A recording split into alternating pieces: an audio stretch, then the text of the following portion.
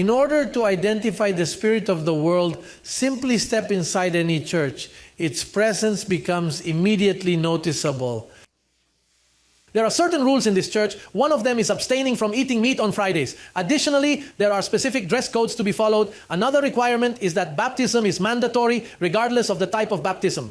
You have to do this and that. Well, and then there begins the list of the spirit of the world. But why do we know that the spirit of the world is in today's religions?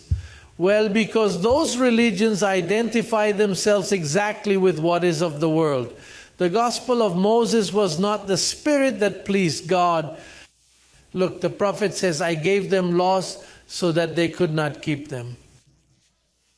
Moses, the law of Moses was never the heart of God. He says, I gave it to them that they might not keep it, that they might break it, and that they might know evil. So that is the spirit of the world, the spirit of Moses.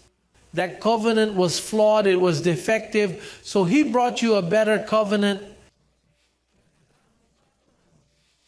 So the spirit of the world and the Spirit of God are two spirits. Just as there are two apostolates, the apostolate of the 11 apostles and the apostolate of Paul. There are two Jesuses. Jesus of Nazareth, Jesus the resurrected, two manifestations. Two wisdoms, that of the world and the predestined wisdom. Everything in that case is two. It is the same way. There are two gospels. The gospel of the circumcision and the gospel of the uncircumcision. So we have to build ourselves with the true Spirit of God. Do you know why?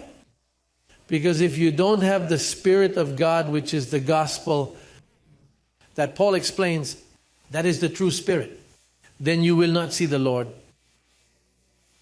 Why can you see the Lord and know that He is here? Because you have the Spirit that identifies that Lord. Otherwise you wouldn't see Him. That's why you see that others don't see Him. They say, what do you mean the Lord is here? Where is He? They cannot see Him. Now let's turn to second letter to the Corinthians, chapter 11, verse 4, to identify what we are talking about. Second letter to the Corinthians. If you surrender to God's Spirit today, then you immediately pass from one glory to another and immediately see the Lord. In a matter of seconds. Don't you see that if you have the spirit of the world, it has a veil? If you get into the Spirit of God, the veil is removed and you see clearly. Look at it there. Paul talked about it, the only one who talked about it. For if one comes and preaches another, whom we have not preached. Was there another Jesus? Of course, the Jesus before the cross and the Jesus after the cross. Then why did Paul have to say, if one comes and preaches another Jesus? If I had been there, I would have told him, hey Paul, but which one? Another one? There is another one. Well, the one before the cross was a Jew. After the cross is God Himself resurrected. No longer a Jew or a Gentile. I mean, when Paul says, for if one comes and preaches another Jesus, I imagine that the 11 apostles said, no, wait, there is one. For 3 years, we were in Jerusalem spending time with Him, accompanying Him and witnessing His presence. But He says, well, that's not Him. That's no longer Him. After He was resurrected, now He is another Jesus.